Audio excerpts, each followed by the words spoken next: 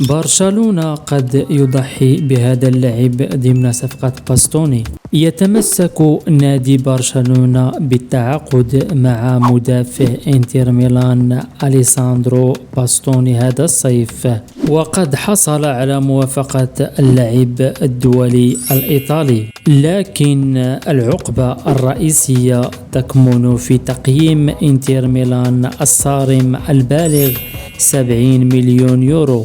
لذا يبحث برشلونة على خيارات لإدراج لاعبين في الصفقة لخفض المبلغ. بحسب صحيفة سبورت، برز الجناح روني الذي لا يحظى بثقة المدرب كلاعب محتمل في صفقة تبادلية، حيث أنه غير راضي عن قلة مشاركته في المباريات وعن كونه بديلا للامين يامال.